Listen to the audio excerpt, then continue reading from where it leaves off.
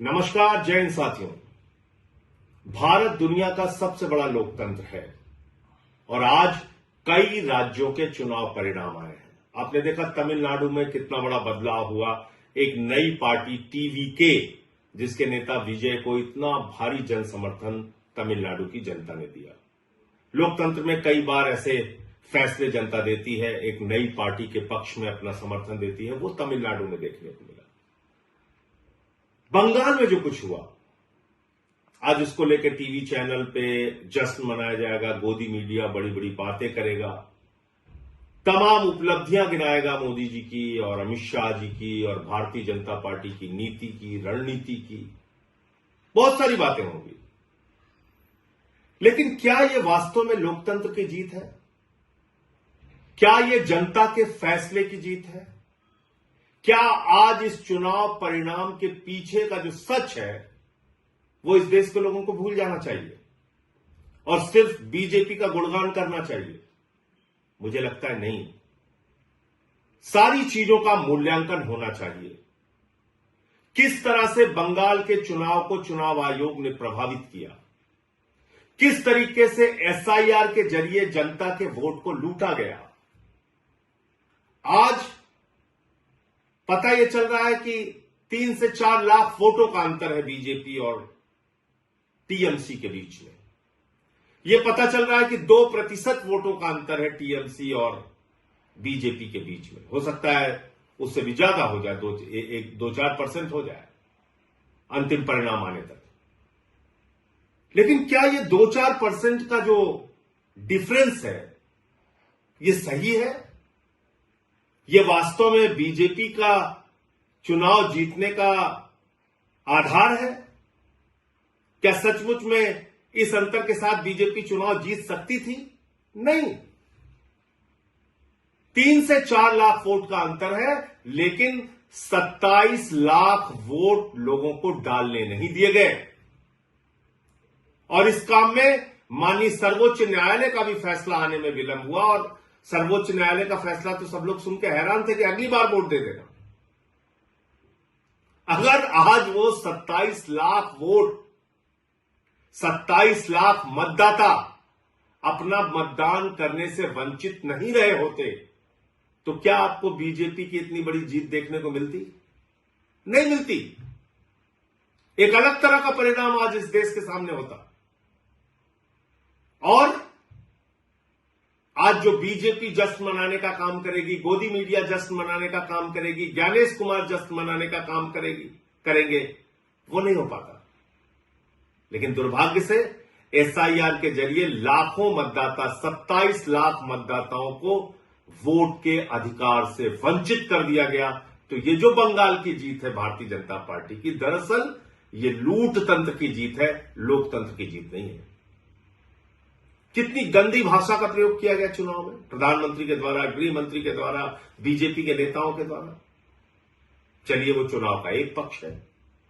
किस तरह से वहां पे केंद्रीय सुरक्षा बलों का इस्तेमाल किया गया, लगभग 2.5 लाख सुरक्षा बलों का वहां पर इन्फोर्समेंट किया गया, डिप्लॉयमेंट किया गया। 2.5 लाख सुरक्षा बल लगाए गए। कल्पना कीजिए, अमेरिका ईरान से लड़ने के लिए 50,000 सैनिकों का इस्तेमाल करता है और भारत की मोदी जी की सरकार ममता बनर्जी से लड़ने के लिए 2.5 लाख सैनिकों का इस्तेमाल करती है। इतनी बड़ी दुश्मनी ये निभाई जा रही है। फिर इस चुनाव में यह भी प्रश्न उठता है कि किस तरह से विपक्ष के जो नेता थे, कांग्रेस पार्टी जो थी, राहुल गांधी जो थे, वो जाके वहां पे ममता बनर्जी को ही टारगेट कर रहे थे। 3 से 4% वोट उन लोगों ने भी काटा। वो एक अलग प्रकार का सवाल है। लेकिन इसमें आज टीएमसी की हार हो गई, ममता बनर्जी की हार हो गई और लोकतंत्र की जीत हो गई, ऐसा नहीं है। सच्चाई को छिपाया नहीं जा सकता। ये एसआईआर के घपले की जीत है, ये ज्ञानेश कुमार के घोटाले की जीत है, ये मोदी अमित शाह के द्वारा केंद्रीय सुरक्षा बलों के बेजा इस्तेमाल की जीत है, ये मोदी अमित शाह के इशारे पर चुनाव आयोग एजेंट बन के बीजेपी का जिस तरह से काम कर रहा था और वहां पर सरकारी अधिकारी चाहे चीफ सेक्रेटरी हो, डीजीपी हो, तमाम जिलों के अधिकारी हो, एसपी हो, डीएम हो, जिस तरह से उनको हटाया गया, ये उसकी जीत है, ये लोकतंत्र की जीत नहीं है। इसके अलावा भी दूसरी बात है, जनता से भी कई प्रश्न हैं। अब जैसे दिल्ली का चुनाव हुआ, दिल्ली के चुनाव में आम आदमी पार्टी ने जो वादे किए पूरा किया, उससे ज्यादा काम करके दिखाया। लेकिन अगर आपको प्रधानमंत्री के 2,500 देने के झूठे वादे पर यकीन था, तो इसमें गलती आम आदमी पार्टी और केजरीवाल की नहीं थी। आज अगर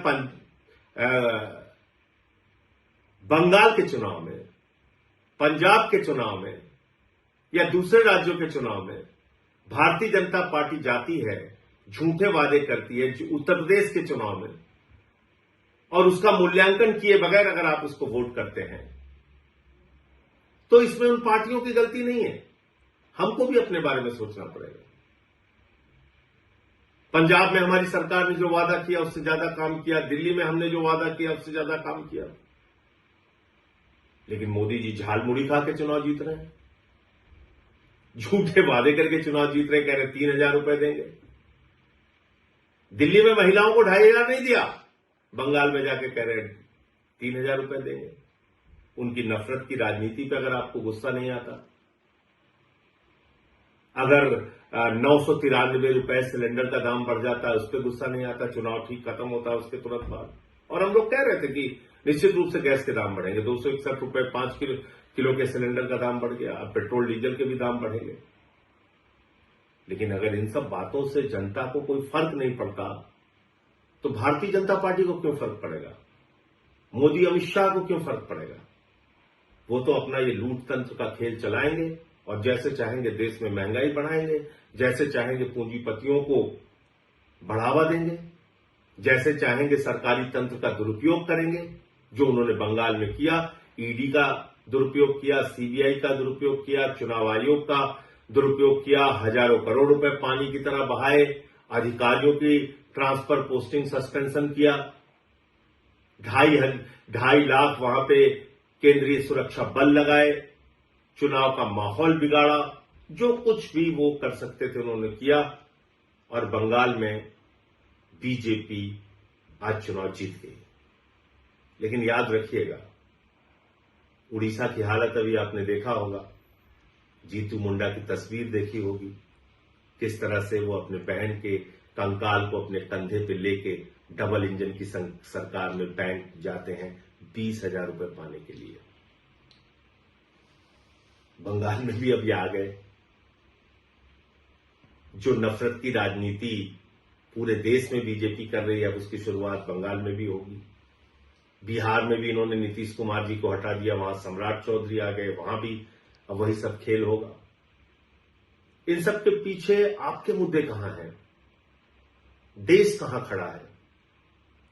अगर आपको इस बात पे गुस्सा नहीं आता कि ट्रंप भारत के प्रधानमंत्री को हर दिन अपमानित करता है, भारत को अपमानित करता है, भारत को नरक कहता है, लेकिन प्रधानमंत्री कुछ नहीं बोलते, अगर आपको इस बात पे भी गुस्सा नहीं आता कि देश का एक हिस्सा मणिपुर जल रहा है और प्रधानमंत्री खामोश है, पड़ोसी राज्यों से भारत के प्रधानमंत्री के रिश्ते अच्छे नहीं है, महंगाई देश में चरम पर है, बेरोजगारी चरम पर है, किसानों की आमदनी दोगुना करने की बात पूरी तरीके से झूठी साबित हुई, काला धन लाने की बात झूठी साबित हुई, और अगर आपको इन सारी बातों पे गुस्सा नहीं आता और राज्य दर राज्य इस तरह से लोकतंत्र को लूट तंत्र में बदलकर चुनाव जीतने का बीजेपी का अभियान जारी रहेगा और हम और आप खामोश बैठे रहेंगे, तो याद रखिएगा, बीजेपी तो अपना रास्ता तय कर रही है, लेकिन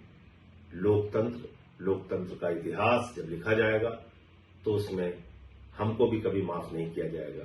जय हिंद।